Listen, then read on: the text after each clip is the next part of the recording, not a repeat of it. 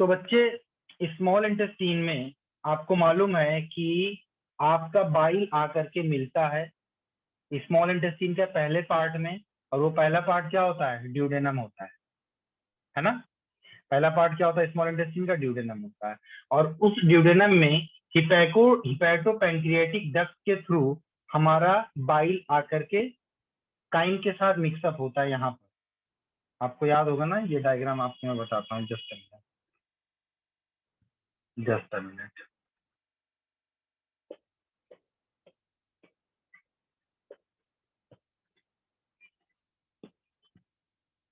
इस जगह पर देखो, इस जगह पर यहाँ पे ये देखिए, ये हिपैटो पैंक्रियाटिक डक्ट है। ये आपका स्मॉल इंटेस्टाइन का पहला पार्ट है जिसको हम क्या बोलते हैं? ड्यूडेनम कहते हैं। यहाँ पर आपका स्टमक होता है। स्टमक से जो काइम होता है यहाँ पर आता है। काइम हमारा एसिडिक होता है और इस एसिडिटी को न्यूट्रलाइज करने के लिए आपका क्या आता है बेटा? बाइल आता है। फिर पैंक्रियाटिक एंजाइम इसके साथ मिक्स होता है, तब पैंक्रियाटिक एंजाइम इस काइम के ऊपर अच्छे से वर्क कर पाता है। एसिडिक मीडियम में हमारा पैंक्रियाटिक एंजाइम काम नहीं करता, इसीलिए काइम को न्यूट्रलाइज करने के लिए हमारे पास क्या होता है? बाइल जूस होता है। ठीक है। और बाइल सॉल्ट उसके अंदर होते हैं। और वो सॉल्ट का मेन काम क्या है? काइम की एसिडिटी को न्यूट्रलाइज कर देना, ताकि उसके ऊपर हमारा पैंक्रियाटिक एंजाइम बहुत अच्छे से काम कर सके। ठीक है बेटा। आज बहुत गर्मी है, बेइंतहा गर्मी है। आगे देखिए, स्मॉल इंटेस्टाइन की बात करेंगे तो मैंने आपको ये भी बताया था, बाइल के अंदर कोई भी एंजाइम नहीं होता। बाइल के अंदर कोई भी एंजाइम नहीं होता। इसीलिए अगर यहाँ पर हम लिखना शुरू करेंगे तो हमें ये पता चलेगा कि स्मॉल इंटेस्टीन के अंदर बाइल की वजह से प्रोटीन का कोई भी डाइजेशन नहीं होता। पहली चीज, there is no digestion by the bile, ठीक है, टू द प्रोटीन। उसके बाद आप जानते हैं कि बाइल का काम क्या होता है? न्यूट्रलाइज करना इसको, काइम को। फिर इसके साथ मिक्सअप होता है पैंक्रियाटिक जूस का। पैंक्रियाटिक जूस इसके साथ मिक्स होता है। इस पैंक्रियाटिक जूस में आप जानते हैं कि एक एंजाइम होता है आपका ट्रिप्सिनोजन। ट्रिप्सिनोजन, मैंने बताया आपको, जब कभी भी सबस्ट्रेट के आगे ओजन शब्द लग जाए, सफिक्स के तौर पर ओजन लग जाए, तो आप समझ लीजिए कि वो एंजाइम इनएक्टिव है। वो एंजाइम आपका इनएक्टिव है। और अगर किसी नाम से पहले प्रीफिक्स के तौर पर प्रो लगा हो, तब भी वो इनएक्टिव फॉर्म में होता है। जैसे रेनिन से पहले क्या लगा था? प्रो रेनिन लगा था। ट्रिप्सिन के बाद क्या लगा है? ट्रिप्सिनोजन लगा हुआ है। तो इसका मतलब प्रोरेनिन और ट्रिप्सिनोजन दोनों इनएक्टिव फॉर्म ऑफ एंजाइम है। ठीक। तो ट्रिप्सिनोजन आपका इनएक्टिव फॉर्म है। इसको एक्टिवेट करने के लिए हम क्या करेंगे? इसको एक्टिवेट करने के लिए सबसे पहले एक आपका हार्मोन होता है, या एक आपका दूसरा एंजाइम होता है जिसको हम बोलते हैं एंटेरोकाइनिन।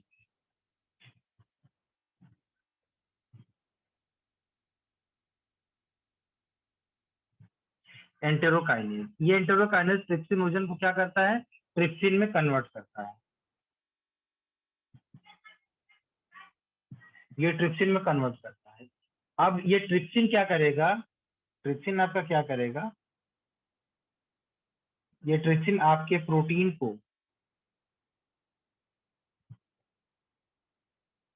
आपके प्रोटीन को पेप्टोन में कन्वर्ट करवा देगा। और पेप्टोन आपका क्या हो जाएगा बेटा? यूटिलाइज हो जाएगा। ठीक।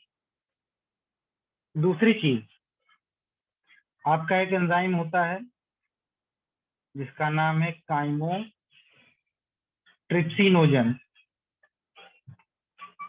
ये काइमोट्रिप्सिनोजन को आपका ये ट्रिप्सिन, आपका ये ट्रिप्सिन एक्टिवेट करवाएगा। और एक्टिवेट करवाने के बाद ये किस में कन्वर्ट होगा बेटा? काइमोट्रिप्सिन में कन्वर्ट होगा। ये कन्वर्ट होगा काइमोट्रिप्सिन में। और ये काइमोट्रिप्सिन आपका डाइजेशन ऑफ मिल्क प्रोटीन, ये क्या करवाएगा? Digestion of milk protein. Milk protein को डाइजेस्ट करवाएगा। ठीक है। ये किसमें होता है? एडल्ट में। और सीधा सीधा काइमोट्रिप्सिन किसमें इन्वॉल्व होता है बेटा? Specially digestion of protein, digestion of milk protein में और डाइजेशन ऑफ नॉर्मल प्रोटीन दोनों। तो डाइजेशन ऑफ जो मिल्क प्रोटीन होता है ना, उसको हम बोलते हैं कर्डलिंग ऑफ मिल्क। दूध से दही बनने की जो प्रोसेस होती है उसको हम बोलते हैं कर्डलिंग ऑफ मिल्क। तो कर्डलिंग ऑफ मिल्क के लिए एडल्ट में कौन रिस्पॉन्सिबल है आपका? ये आपका काइमोट्रिप्सिन।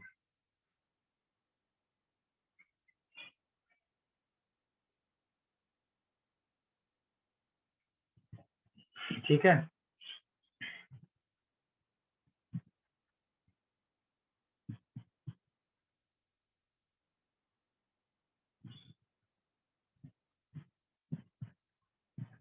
चलिए, एक होता है आपका एंजाइम प्रो कार्बोक्सी पेप्टिडेज।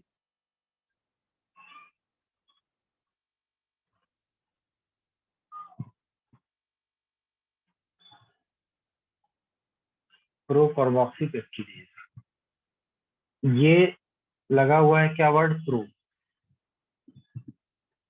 तुमको क्या मिला? इनएक्टिव है। पूजा तुमको क्या मिला जो तुम इतना हंस रही? हम लोग को ही बताओ, सुबह से हम लोग भी ऐसे ही सर पंगा मैं कर कह रही हूँ इनएक्टिव है ये। ये तो पता है, उससे पहले की वजह बताओ। कुछ नहीं मिला। कुछ तो मिला है तुमको बड़ी बहन करने। प्रो है तो क्या ये एक्टिव है, तो इसके ऊपर भी आपका ट्रिप्सिन आके काम करेगा।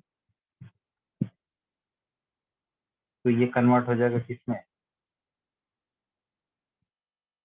कार्बोक्सी पेप्टिडेज में।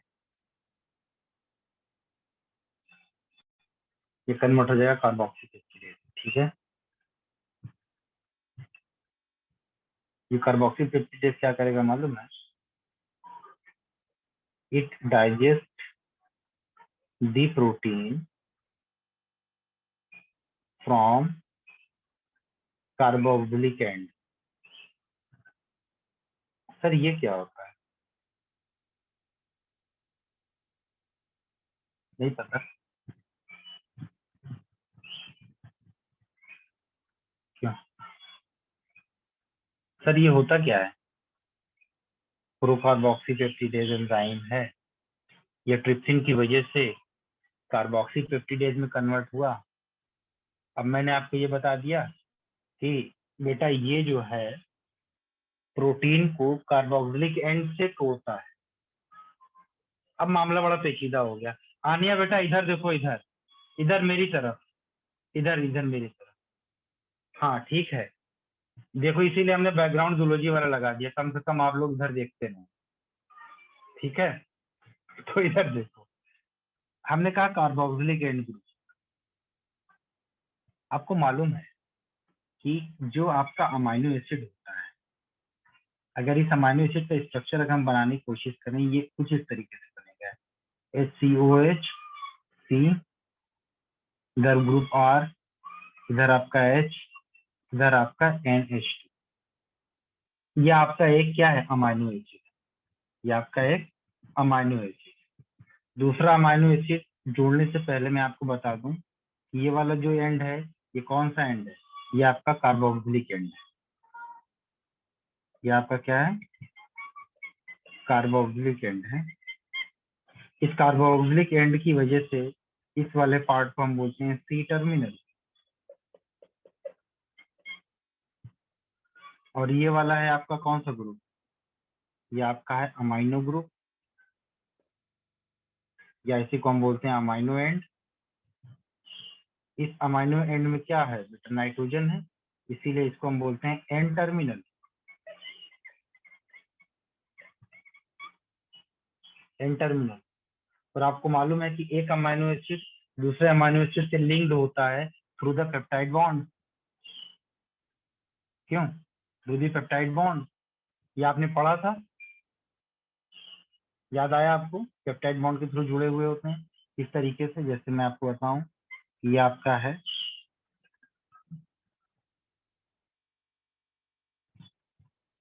ये आपका है,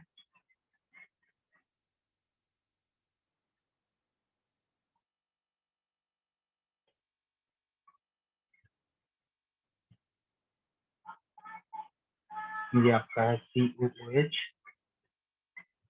ठीक है, ये आपका लगा हुआ है C, ये R, ये आपका H, ये आपका CONH, फिर आपका C, फिर आपका R, फिर आपका H, फिर आपका NH2। ये जो बॉन्ड आपको दिख रहा है ये एक्चुअल में इसी को हम क्या बोलते हैं बेटा, पेप्टाइड बॉन्ड कहते हैं। मैंने आपको शुरुआत की डेमो क्लास में आपको थोड़ा सा बताया था, पेप्टाइड बॉन्ड है ये। तो आपका ये जो एंजाइम है, कार्बोक्सी पेप्टिडेज एंजाइम है, ये प्रोटीन को डाइजेस्ट करेगा फ्रॉम द कार्बोक्सिलिक एंड, मतलब इस एंड की तरफ से ये डाइजेस्ट करना शुरू करेगा। समझ में आई बात? किस एंड की तरफ से डाइजेस्ट करेगा? ये C टर्मिनल की तरफ से डाइजेस्ट करेगा। अब C टर्मिनल की तरफ से एक लंबा प्रोटीन का चेन अगर आपको बनाना हो तो आप ऐसे बना सकते हैं कि ये आपका है COOH, ठीक है, फिर आपका ये अमाइनो एसिड लगा है, फिर ये अमाइनो एसिड लगा है, फिर ये अमाइनो एसिड लगा है, ये अमाइनो एसिड, ये अमाइनो एसिड, इस तरीके से एक लंबी चेन अमाइनो एसिड की लगी है और ये NH2 ग्रुप लगा हुआ है। तो इसमें ये वाला आपका C टर्मिनल हो गया और ये वाला आपका कौन सा टर्मिनल हो गया बेटा? N टर्मिनल हो गया। तो आपका ये कार्बोक्सी पेप्टिडेज एंजाइम जो है ये आपके डाइजेस्ट करता है प्रोटीन को किस तरफ से? कार्बोक्सिलिक एंड की तरफ से, मतलब ये इधर से डाइजेस्ट करना शुरू करेगा, इधर से डाइजेस्ट करना शुरू करेगा।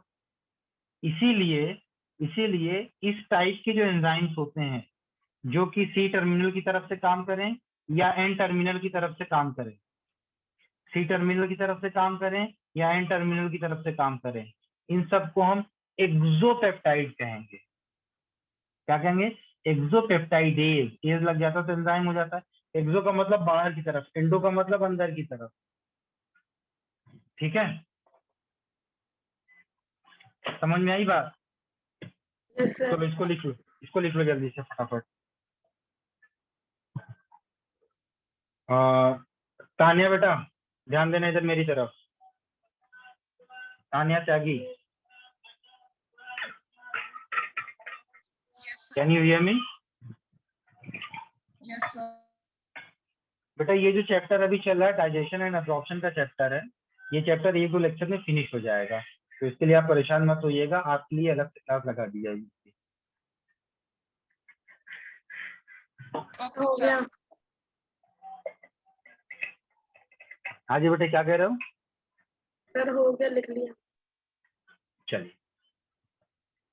अब देखिए, ये तो था आपका पैंक्रियाटिक जूस की वजह से जो डाइजेशन हो रहा था। अब इस रीजन से आपका जो खाना है,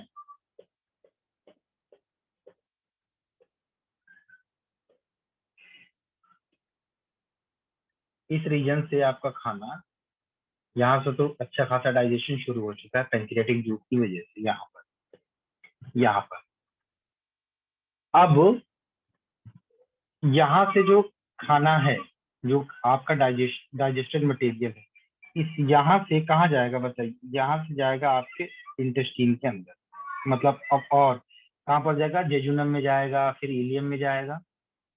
और आपको मालूम है कि most of the absorption and most of the digestion will take place in the jejunum part. और एब्जॉर्प्शन यहाँ पर ज्यादा क्यों होता है? Because in this region there are more microvilli, there are more brush bordered epithelium which increases the absorptive surface area 600 times more। सब पढ़ाया है ना? तो अब क्या करेंगे? पैंक्रियाटिक जूस को तो मिला दिया, अब हम इंटेस्टिनल जूस को भी मिलाएंगे। इंटेस्टिनल जूस में क्या होता है? इंटेस्टिनल जूस की वजह से जो डाइजेशन होता है किसका? प्रोटीन का। होगा क्या? आपका एंजाइम होता है आपका अमाइनो पेप्टाइडेज। हमेशा याद रखना, जहां पर एज लगा हो, एज लगा हो, तो वो एंजाइम को रिप्रेजेंट करता है हमेशा, ठीक है? Amino peptidase. तो क्या लिखा है? अमाइनो पेप्टाइडेज, मतलब ये प्रोटीन को अमाइनो एंड से की तरफ से डाइजेस्ट करेगा, एंड टर्मिनल की तरफ से डाइजेस्ट करेगा। ये क्या था? कार्बोक्सिलिक एसिड की तरफ से कार्बोक्सीपेप्टिडेज कार्बोक्सिलिक एंड की तरफ से डाइजेस्ट कर रहा था, और ये अमाइनो पेप्टाइडेज है, ये प्रोटीन को डाइजेस्ट करेगा from the amino and. Digest protein from amino and, amino and की तरफ से ये डाइजेस्ट करेगा। ठीक है,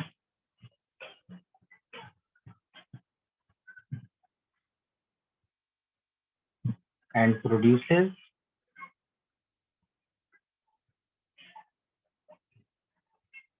अमाइनो एसिड्स एंड डाइपेप्टाइड।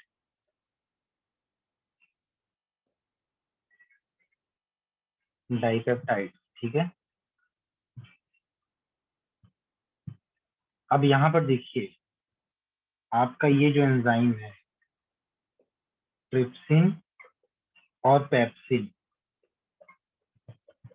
ये पूरे की पूरे प्रोटीन को इन साइड से ब्रेक डाउन करेंगे, डाइजेस्ट करेंगे, इसलिए इनको हम बोलते हैं एंडो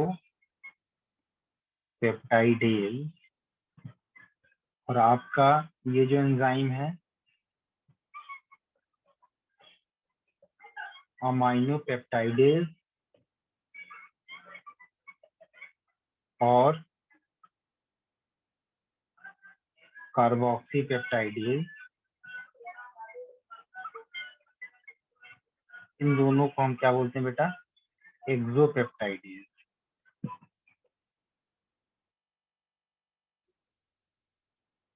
एक्सोपेप्टाइड, ठीक है।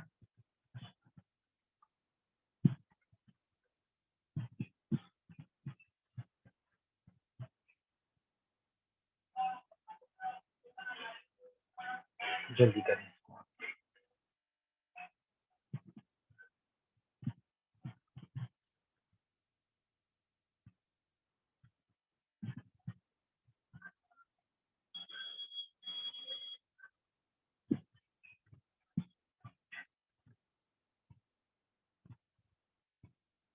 हो गया सर। तो टेस्ट आपका सैटरडे को है, मैं बता देता हूँ आपको। फिर से सुनिए, और कोई भागेगा नहीं टेस्ट के नाम से।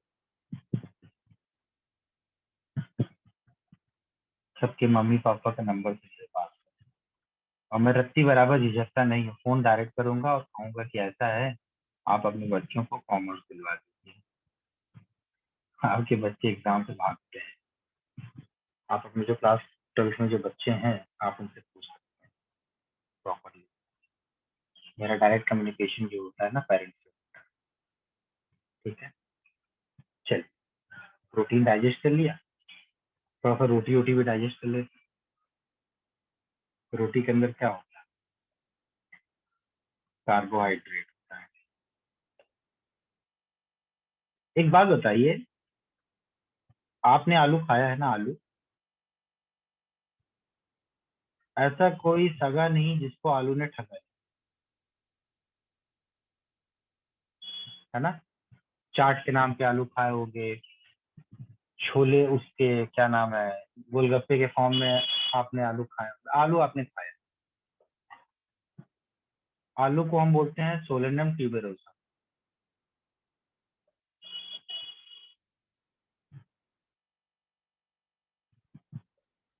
आलू के अंदर होता है स्टार्च।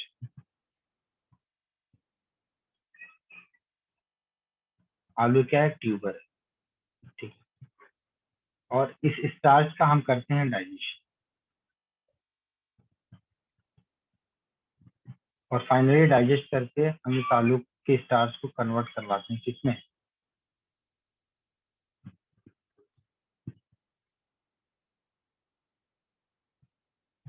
इसको कन्वर्ट करवाते हैं हम ग्लूकोज में। लेकिन आप बताइए कि अगर कभी आलू के अंदर आंख निकल आती है, आंख निकली हुई आलू कभी देखा है आपने? आलू के अंदर निकल आते हैं बर्ड्स।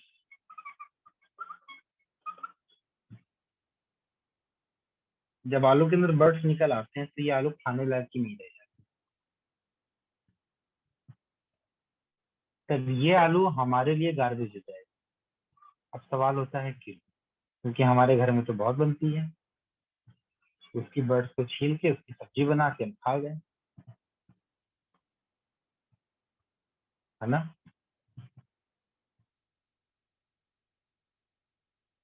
तो बेटा ऐसा होता है कि जब आलू के अंदर बर्ड्स निकल आते हैं, जानकारी दे रहा हूँ मैं, नीट का सवाल है ये। जब आलू के अंदर बर्ड्स निकल आते हैं तब इस बर्डेड आलू के अंदर जो स्टार्च होता है वो स्टार्च कन्वर्ट हो जाता है इन्यूलिन के अंदर, इन्यूलिन। और ये इन्यूलिन जो होता है, our alimentary canal can not digest this inulin. इसीलिए पोटैटो को जब उसके अंदर बर्ड निकल आया तो नहीं खाना चाहिए।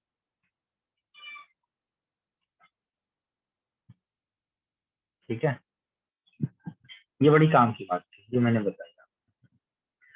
अब अगर डाइजेशन ऑफ कार्बोहाइड्रेट की बात करते हैं तो हम माउथ से शुरू करेंगे। आपका ये जो बक्कल कैविटी है,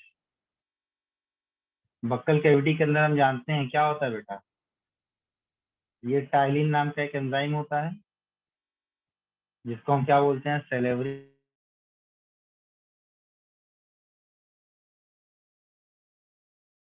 एमाइलेज कहते हैं, ऑफ कार्बोहाइड्रेट डाइजेशन के लिए। सब पढ़ा था ना डाइजेस्टिव, उसमें सेलेवरी ग्लैंड में पढ़ाया था। ठीक है, तो करता क्या है आपका ये बक्कल कैविटी के अंदर मौजूद सेलेवरी एमाइलेज, ये आपके स्टार्च को, हमारा ये जो सेलेवरी एमाइलेज है at the pH of 6.8 pH, ये कन्वर्ट करता है किसमें, डेक्स्ट्रिन में।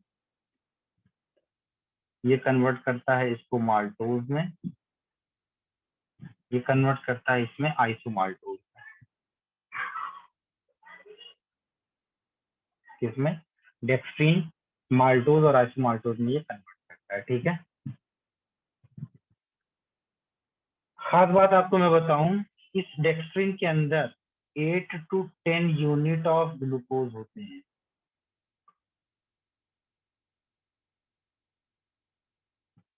8 to 10 यूनिट ऑफ ग्लूकोज होते हैं।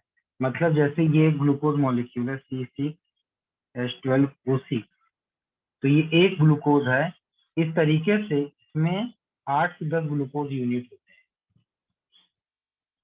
8 से 10 ग्लूकोज यूनिट होते हैं। और आपको अगर इसका जो है हॉर्स प्रोजेक्शन फार्मूला बनाओ तो ये ऐसे हो जाएगा, सॉरी ये तो चेन फार्मूला है ये वाला, ये आपका ग्लूकोज मॉलिक्यूल,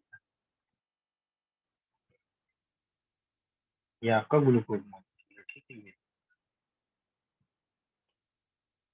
यहाँ पर लगा होता है CH2OH, यहाँ पर H OH H OH H OH H OH और ये H, ये है आपका C6H12O6। इस तरीके से ग्लूकोज के 8 से 10 यूनिट इसके अंदर लगे होते हैं जिसका हम बोलते हैं डेक्स्ट्रिन। ठीक है, इसके बाद माल्टोज जो होता है, माल्टोज, इस माल्टोज के अंदर ग्लूकोज के 2 यूनिट्स होते हैं, 2 यूनिट ऑफ ग्लूकोज। आइसोमाल्टोज के अंदर भी आपका 2 यूनिट ऑफ ग्लूकोज होता है। तो आप बोलोगे कि सर दोनों में फर्क क्या है, दोनों ही तो ग्लूकोज के 2-2 यूनिट हैं। बेटा फॉर्मेशन ऑफ बॉन्ड अलग अलग होता है। माल्टोज में जो बॉन्ड बनता है ना, उसमें जो बॉन्ड बनता है ग्लाइकोसिडिक बॉन्ड, वो अल्फा 1,4 होता है। मैं बताऊंगा बायोमोलिक्यूल्स के टॉपिक, अल्फा 1,4 ग्लाइकोसिडिक बॉन्ड होता है। और आइसोमाल्टोज में अल्फा 1,6 ग्लाइकोसिडिक बॉन्ड होता है। हालांकि दोनों के अंदर ग्लूकोज की यूनिट 2 ही होती है, लेकिन दोनों का जो बॉन्डिंग पैटर्न होता है वो अलग अलग होता है। माल्टोज में अल्फा 1,4 होता है और आइसोमाल्टोज में अल्फा 1,6 होता है। ठीक है, तो ये तो डाइजेशन आपका कहाँ पर होता है बेटा, बक्कल कैविटी, उसमें, हाँ बक्कल कैविटी के अंदर ये डाइजेशन होता है। जल्दी से लिखो इसको।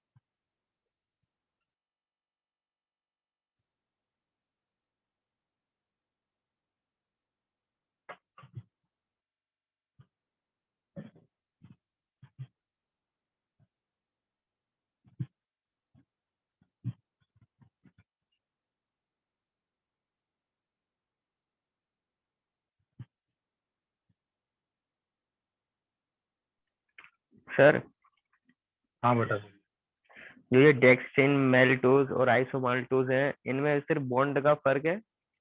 हाँ जी, और नंबर ऑफ यूनिट्स का भी फर्क होता है ना, जैसे डेक्स्ट्रीन में जो है 8 से 10 यूनिट ऑफ ग्लूकोज होती है, माल्टोज में सिर्फ 2, आइसोमाल्टोज में सिर्फ 2। अब माल्टोज की बात करेंगे, इसमें ग्लूकोज प्लस ग्लूकोज है, आइसोमाल्टोज में भी ग्लूकोज प्लस ग्लूकोज है, दोनों ही ग्लूकोज की यूनिट है, बट खाली बॉन्डिंग का पैटर्न अलग अलग है। बायोमोलिक्यूल्स के टॉपिक में मैं आपको डिटेल पढ़ाऊंगा इन सब चीजों को।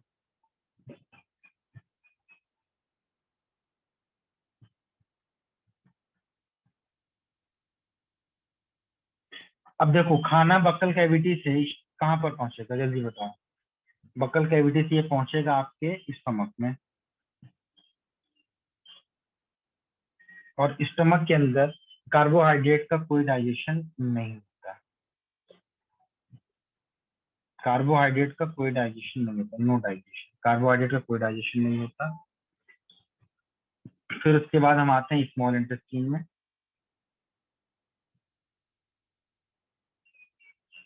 कहाँ पर आ गए, स्मॉल इंटेस्टाइन में आ गए। स्मॉल इंटेस्टाइन में हम जानते हैं कि हमारा जो बाइल है, बाइल की वजह, बाइल में कोई एंजाइम नहीं होता, इससे बाइल की वजह से कोई डाइजेशन नहीं है।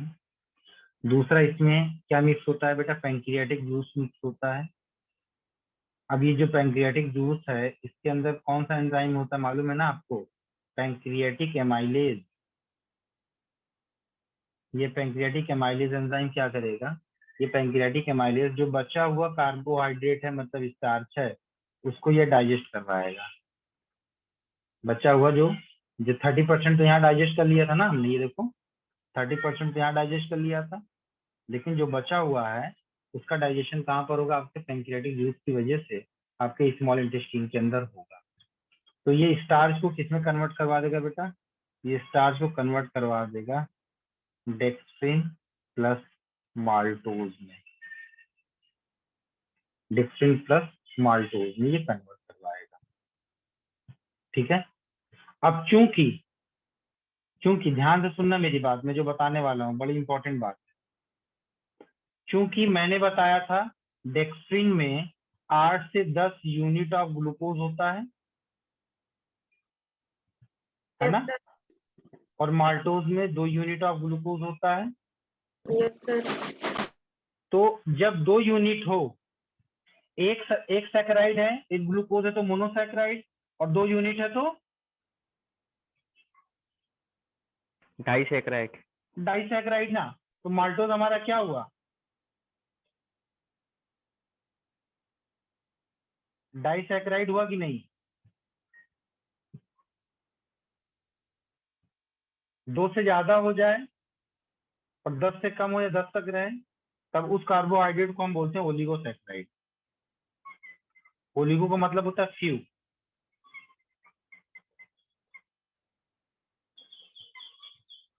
तो आपका डेक्स्ट्रिन और माल्टोज क्या है, डेक्स्ट्रिन आपका ओलिगोसैकराइड है और माल्टोज आपका डाइसैकराइड। ठीक है। ये तो पैंक्रियाटिक जूस की वजह से हो गया। सी, इंटेस्टिनल सर जूस की वजह से क्या इसमें डाइजेशन होगा। आइसोमाल्टोज नहीं होता, आइसोमाल्टोज में कन्वर्ट नहीं, नहीं होता सर यहाँ पर इसमें? आइसोमाल्टोज की बात नहीं की जा रही है।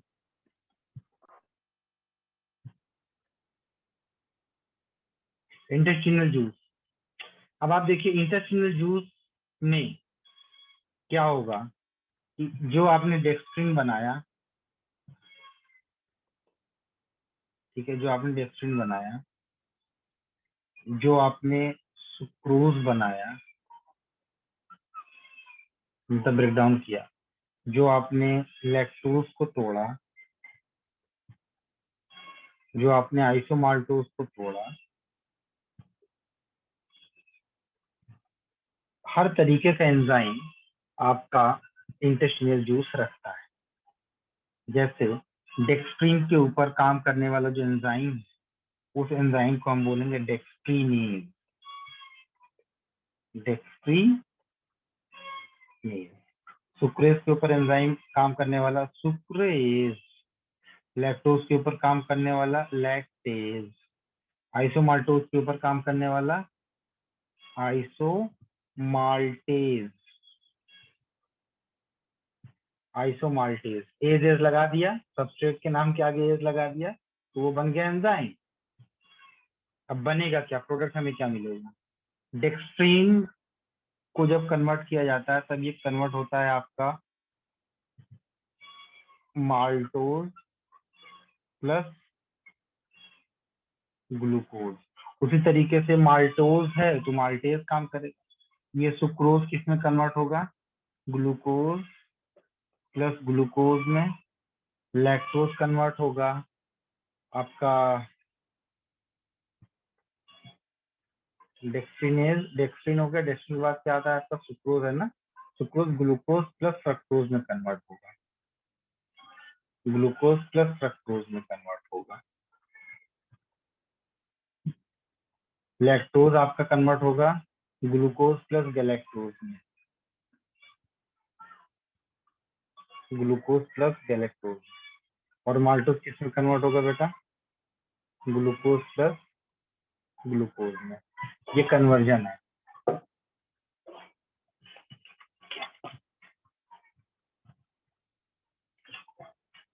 ठीक है। Yes, sir.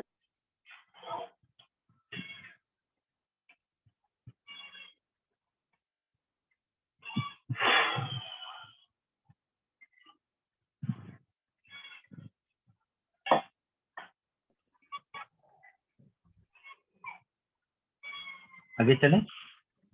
Sir digestion of lipid. बात करें किसकी? लिपिड के डाइजेशन। सर हाँ बेटा बोलो। सर ये जो अभी कन्वर्ट हुए ये मेल्टोज वगैरह, ये गैल्ट्रोज और ये एक और जो है, ये मतलब होते क्या चाहिए सर ये? सब कार्बोहाइड्रेट है बेटा। देखो यहाँ पर हमने क्या लिखा है, यहाँ पर लिखा है डाइजेशन ऑफ कार्बोहाइड्रेट। ये समझ में आई बात? इस हेडिंग के अंदर हम पढ़ रहे हैं, ये तो ध्यान दीजिए ना। डाइजेशन ऑफ कार्बोहाइड्रेट, ये सारे कार्बोहाइड्रेट मेनली जो हम लोग खाना खाते हैं ये पॉलीसैकेराइड है, जिसको हम क्या बोलते हैं? स्टार्च कहते हैं। मेटाबॉलिज्म में ये तो समझाया था शुरू के आपके डेमो क्लास में। स्टार्च क्या है आपका? पॉलीसैकेराइड। अब धीरे धीरे हम इस पॉलीसैकेराइड को छोटे छोटे सेगमेंट्स में तोड़े। डेक्स्ट्रिन में तोड़ा, माल्टोज में तोड़ा, आइसोमाल्टोज में तोड़ा, माउथ से निकल करके ये स्टमक में आया। स्टमक में चूंकि एसिडिटी ज्यादा होती थी इसलिए डाइजेशन यहाँ पर नहीं होता। इंटेस्टीन में हम आए कार्बोहाइड्रेट को लेकर के, तो वहां पर भी कोई डाइजेशन नहीं हुआ बाइल की वजह से। पैंक्रियाटिक यूज के अंदर एंजाइम होता है pancreatic lipase, sorry pancreatic amylase. ये पैंक्रियाटिक एमाइलेज स्टार्च, जो बचा हुआ स्टार्च था उसको किसने कन्वर्ट किया? डेक्स्ट्रिन और माल्टोज में कन्वर्ट किया। फिर उसको और आगे खिसकाया गया। फिर इंटेस्टिनल जूस इसके साथ जब मिक्स हुआ तब जो भी डेक्स्ट्रिन, सुक्रोज, लैक्टोज, आइसोमाल्टोज था उसके ऊपर ये पर्टिकुलर एंजाइम्स काम किए और इसको सिंपल सिंपल यूनिट्स में इसको तोड़ना शुरू कर दिए। और ये सिंपल यूनिट्स को क्या किया जाता है बेटा? इस्तेमाल किया जाता है, और इसी को हम बोलते हैं एसिमिलेशन। कुल मिला के आप देखिए, शुरुआत में जब हम चले तो ये आप समझिए इतना बड़ा मॉलिक्यूल था। ये मॉलिक्यूल कितना बड़ा था? इतना बड़ा था, इतना बड़ा मॉलिक्यूल था। फिर हमने इसको डाइजेस्ट करना शुरू किया, फिर इतने बड़े बड़े मॉलिक्यूल्स में हमने इसको तोड़े। ये देखिए ऐसे तोड़े हमने बड़े बड़े मॉलिक्यूल्स में, इतने बड़े बड़े मॉलिक्यूल्स में। फिर फर्दर हमने डाइजेशन किया, इसको छोटे छोटे मॉलिक्यूल्स में तोड़ना शुरू किया। ये फिर हमने इसको तोड़ना शुरू किया छोटे छोटे मॉलिक्यूल, इससे भी छोटा कर दिया।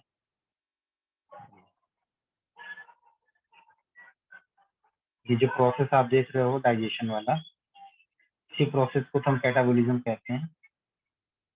यहाँ से यहाँ तक, यहाँ से यहाँ तक ये जो प्रोसेस है कैटाबोलिज्म ही तो है। चीजों को मैं ब्रेक डाउन कर रहा हूँ, और यहाँ से अगर इस तरफ से इस डायरेक्शन में आप चलेंगे तो ये क्या हो जाएगा? आपका एनाबोलिज्म हो जाएगा। छोटा छोटा मॉलिक्यूल मिलकर के एक बड़ा मॉलिक्यूल बना रहा है। ये बड़ा मॉलिक्यूल टूट करके छोटे छोटे मॉलिक्यूल में कन्वर्ट हो जा रहा है ताकि हम इसका इस्तेमाल कर सकें। भैया ये मान लीजिए ये आपकी 2000 की नोट है, ये 2000 की नोट है, ये आपकी 500 की नोट है, ये आपकी 200 की नोट है और 100 की नोट है, ये आपकी 10-10 की नोट है। तो खर्चा करना किसको आसान है? 10 की नोट को खर्चा करना ज्यादा आसान है ना भाई। रिक्शे वाले से बैठोगे तो उसको 2000 की नोट दोगे? नहीं ना, उसको बोलोगे ये 10-10 की नोट ले लो या 100 की नोट ले लो। 500 की भी दोगे तो एक बार कहेगा नहीं भैया मालिक छुट्टा नहीं है हमारे पास, छुट्टा लेके आइए सर। ठीक है, ये सिंपल सा प्रोसेस है। स्टार्च को आपने फाइनली ग्लूकोज में कन्वर्ट करवाया कि नहीं करवाया? ये स्टार्च था, यही ग्लूकोज, सुनना हमारी बात, यही ग्लूकोज आपका प्लांट बनाता है। प्रोसेस कहलाता है फोटोसिंथेसिस। ये ग्लूकोज बनाएगा, ग्लूकोज बनाएगा और ग्लूकोज को ये कन्वर्ट करवाएगा किसमें? सुक्रोज में। ये जो सुक्रोज होता है प्लांट में ट्रांसपोर्ट के फॉर्म में जाता है, ट्रांसपोर्टेशन ग्लूकोज का होता है सुक्रोज के फॉर्म में और स्टोर होता है स्टार्च के फॉर्म में। बात फिर से सुनो, प्लांट फोटोसिंथेसिस के दौरान ग्लूकोज बनाएगा और उस ग्लूकोज को पत्तियों से कहां पर? बॉडी के अलग अलग पार्ट में ट्रांसपोर्ट करवाएगा सुक्रोज के फॉर्म में और स्टोर करवाएगा किस फॉर्म में? स्टार्च के फॉर्म में। हमको कहाँ से मिलता है ग्लूकोज? हमको इस प्लांट का स्टोरेज पार्ट ही तो खाते हैं हम। आलू क्या है? स्टोरेज पार्ट ही तो है। शकरकंदी क्या है? स्टोर्ड आपका स्टार्च ही तो है। गेहूं आपका क्या है? गेहूं के अंदर आपका स्टार्च ही तो होता है। चावल आपका क्या है? स्टार्च का रिसोर्स है। हम वो सब खाते हैं और फाइनली हम क्या करते हैं? इसमें कन्वर्ट करवाते हैं। और प्लांट क्या करता है? प्लांट इस फॉर्म में बनाता है और इस फॉर्म में स्टोर करता है। इसे प्लांट हमारा क्या हुआ? ऑटोट्रॉफ हुआ। प्लांट अपना खाना खुद बनाता है। हम क्या हैं? हम हेटेरोट्रॉफ हैं। हम अपने खाने के लिए प्लांट्स के ऊपर डायरेक्टली और इनडायरेक्टली दोनों तरीके से डिपेंडेंट हैं। जैसे एक मासूम से बच्चे ने जवाब दिया कि सर हम अगर हमेशा जो है मीट मांस मछली खाएं तब हम तो प्लांट के ऊपर डिपेंड नहीं है। हमने कहा बेटा तुम गधे हो, क्योंकि जो तुम मीट मांस मछली खाओगे वो तो घास फूस खाएगा ना भाई। अब ऐसा तो नहीं कि तुम शेर को मार के शेर का गोश्त खाओगे। अगर मीट मांस अगर तुम खाओगे तो वो तो बकरे का खाओगे, मुर्गी का खाओगे, मछली खाओगे या कुछ और जो तुम्हारी इच्छा करे। जिनको तुम खा रहे हो वो क्या है? वो पूरी तरीके से हर्बीवोर है। और हर्बीवोर जो होते हैं वो किसको खाते हैं? ग्रीन प्लांट्स को ही तो खाएंगे। तो हम डायरेक्टली और इनडायरेक्टली किसके ऊपर डिपेंडेंट है? प्लांट्स के ऊपर। और प्लांट्स क्या बनाते हैं? ग्लूकोज बनाते हैं। किस फॉर्म में सर्कुलेट होता है? सुक्रोज के फॉर्म में। किस फॉर्म में स्टोर होता है? स्टार्च के फॉर्म में स्टोर होता है। Is it clear? Yes, sir. Good, शाबाश। तो अब हम बात करते हैं बेटा डाइजेशन ऑफ लिपिड्स की।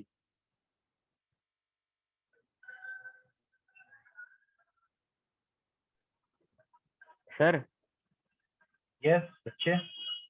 तो सर सबसे छोटी यूनिट मतलब ये ग्लूकोज हुई ना जो हमारी हेल्प मतलब यूज करते हैं हम उसको। हाँ हाँ बेटा, जो हमारे यूटिलाइजेशन में जो सबसे ज्यादा काम आता है वो हमारा ग्लूकोज है।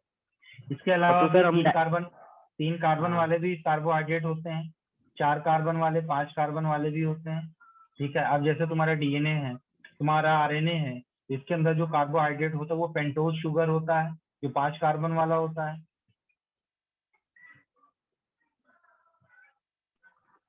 हाँ तो समझ मैं में आई सर ये बात? कह रहा था, हाँ बोलो। अगर सर ग्लूकोज ही ग्लूकोज पीते रहे तो मतलब खाने खाने की जरूरत नहीं पड़ेगी। बेटा सिर्फ ग्लूकोज से ही जरूरत नहीं पूरी होगी ना हमारी, हमें तो लिपिड भी चाहिए, हमें तो प्रोटीन भी चाहिए ताकि उससे हमको अमाइनो एसिड मिल सके, हमें लिपिड भी चाहिए ताकि उससे हमें फैटी एसिड मिल सके। ताकि हमारे ब्लड में कोलेस्ट्रॉल का भी लेवल मेंटेन रहे। सेल के अंदर जो सेल वॉल का जो कंपोजिशन होता है उसके अंदर सभी चीजें होती हैं, कोलेस्ट्रॉल होता है, कार्बोहाइड्रेट होता है, प्रोटीन होता है, और इन सारी चीजों का रॉ मटेरियल हमें कहाँ मिलता है? हमारे खाने से मिलता है। जब आप एक सेल का स्ट्रक्चर आप पढ़ोगे तो सेल के ऊपर की जो बाउंड्री होती है उसको हम क्या बोलते हैं? सेल मेम्ब्रेन कहते हैं। और सेल मेम्ब्रेन का होना हर एक लिविंग ऑर्गेनिज्म का जन्मसिद्ध अधिकार है। अगर सेल मेम्ब्रेन नहीं तो वो लिविंग ऑर्गेनिज्म की कैटेगरी में नहीं लाएंगे स्पेशली, ठीक है। तो सेल मेम्ब्रेन का जो मेन कंपोजिशन तो ये 3-4 चीजें होती हैं, आपका कार्बोहाइड्रेट, आपका कोलेस्ट्रॉल, आपका प्रोटीन, इन सब से मिलके, और इनको बनाने के लिए हमें जो चीजों की रिक्वायरमेंट होती है यानी कि रॉ मटेरियल की जरूरत होती है, वो सारी चीजें हमें कहाँ से मिलती हैं? हमारे फूड से मिलती हैं। हमारे फूड में क्या होता है? प्रोटीन होता है। हमारे फूड में क्या होता है? स्टार्च होता है। हमारे फूड में क्या होता है? लिपिड्स होते हैं यानी फैट्स होते हैं। तो उन्हीं को डाइजेस्ट करके फाइनली उनको सिंपल यूनिट्स में कन्वर्ट करवाते हैं, और वही सिंपल यूनिट का यूटिलाइजेशन होता है। जैसे मैंने बताया था ना आपको कि ये आपका जो सिंपल सा ग्लूकोज है C6H12O6, इसका कंप्लीट ब्रेकडाउन करेंगे यानी कंप्लीट ऑक्सीडेशन करेंगे तो हमें 38 मॉलिक्यूल ऑफ ATP एनर्जी मिलेगी। कितनी मिलेगी? 38 मॉलिक्यूल ऑफ ATP हमें मिलेगी। तो अब ये ATP अगर हमको लेना है तो का क्या चाहिए? हमें ग्लूकोज चाहिए। अगर मान लीजिए ग्लूकोज अगर नहीं है ना, ब्लड में ग्लूकोज नहीं है, तो जो स्टोर्ड ग्लूकोज हमारे बॉडी में मौजूद है जिसको हम ग्लाइकोजन कहते हैं, उसको तोड़ा जाएगा। अब ग्लाइकोजन भी अगर नहीं है तब प्रोटीन को तोड़ा जाएगा। प्रोटीन भी अगर नहीं है तो लिपिड को तोड़ा जाएगा। फाइनली हमें कन्वर्ट करवाने के लिए हमें क्या चाहिए बेटा? हमें इन तीनों चीजें चाहिए जिससे हम क्या बना सकते हैं? हम ATP बना सकते हैं। ठीक है, Yes, चलिए sir.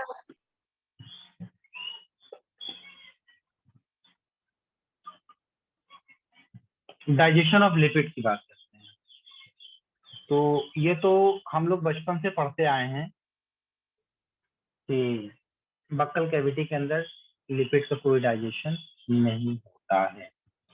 लेकिन जो एक लाइपेज एंजाइम होता है जिसको हम बोलते हैं लिंगुअल लाइपेज, लिंगुआ मतलब टंग, टंग में के नीचे से एक एंजाइम निकलता है जिसको हम बोलते हैं लिंगुअल लाइपेज। ये लिंगुअल लाइपेज लिपिड को बहुत ही लिटिल अमाउंट में, बहुत ज्यादा लिटिल अमाउंट में डाइजेस्ट करने की कोशिश करता है, बट बहुत ज्यादा डाइजेशन नहीं होता। जैसे मैंने बताया कि कार्बोहाइड्रेट का डाइजेशन हमारे ओरल कैविटी में 30% हो जाता है, उस तरीके से उससे ज्यादा डाइजेशन किसी और सब्सटेंस का नहीं होता हमारे ओरल कैविटी। तो स्पेशली जब डाइजेशन ऑफ लिपिड की बात करेंगे तो बक्कल कैविटी के अंदर कोई डाइजेशन नहीं होता।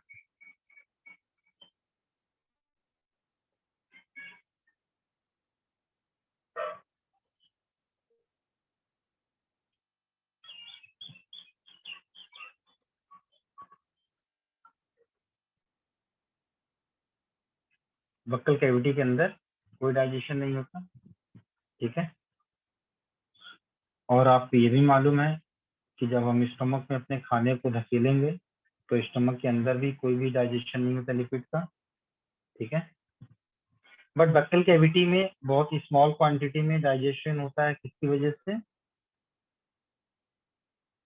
स्मॉल क्वांटिटी में होता है किसकी वजह से? Lingual lipase. और स्टमक में भी स्मॉल क्वांटिटी में होता है जिसको हम बोलते हैं बेटा गैस्ट्रिक लाइपेज।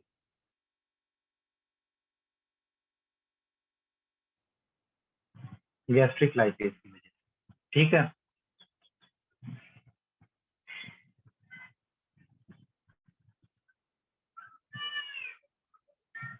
इंटेस्टाइन के अंदर क्या होगा?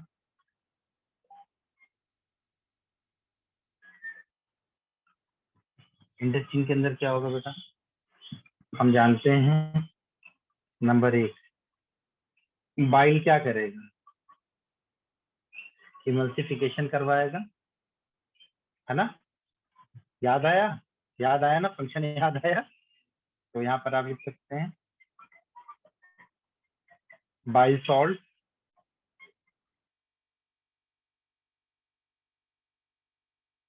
helps in emulsification, ठीक है, emulsification। दूसरा,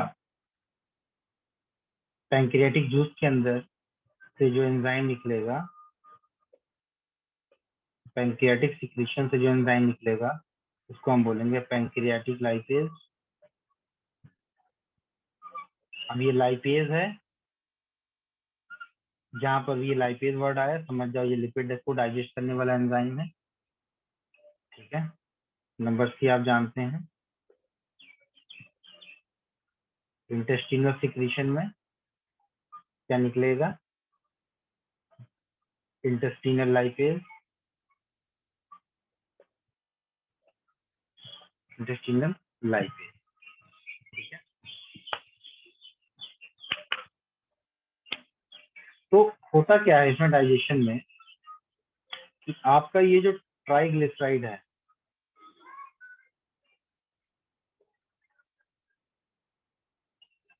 आपका ये जो ट्राइग्लिसराइड है बेटा,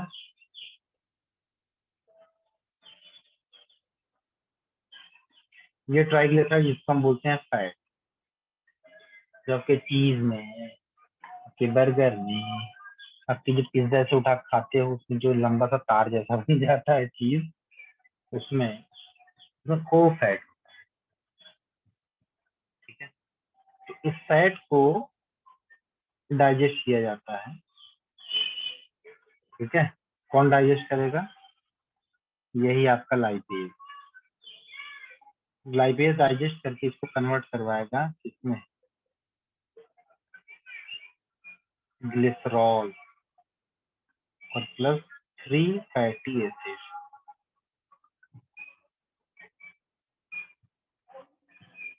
ये फैटी एसिड में कन्वर्ट करवाता है, ठीक है। एक इम्पोर्टेंट नोट इस चीज में कि लाइपेज ब्रेक्स दी ester bond.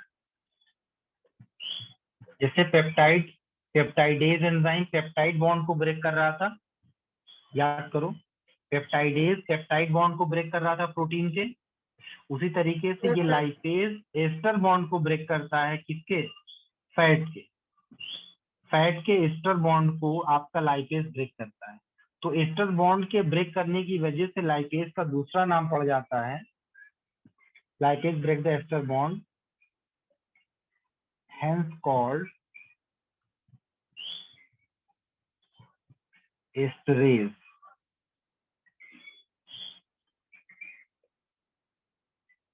hence called esterase,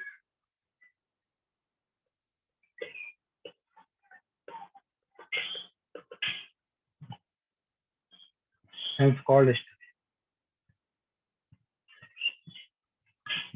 ठीक है। ये लिखिए,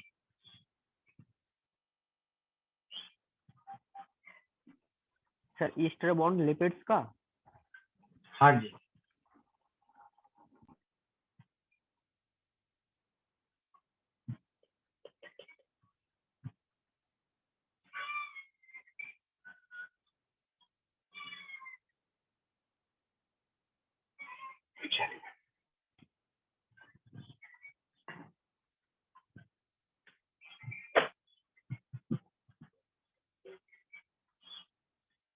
कल की क्लास में क्या पढ़ेंगे हम लोग,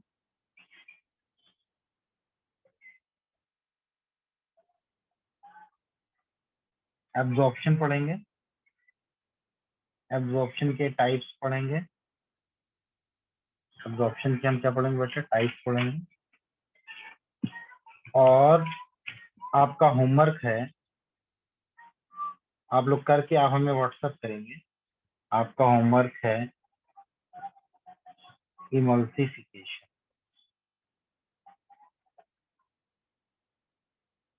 इमल्सिफिकेशन का आप हमें डिटेल देंगे, व्हाट्सएप नंबर आपको पता है, ये नंबर है हमारा।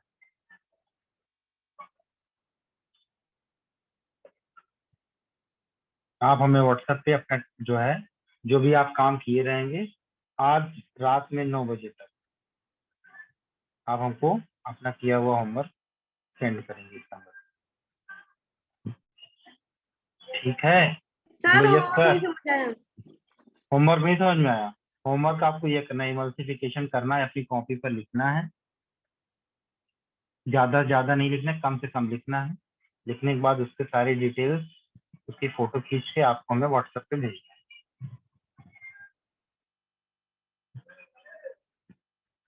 किसी को नहीं समझ में आया हो मेरा होमवर्क तो बता दो। ठीक है, इतना काम आपको करना है रात को 9 बजे तक।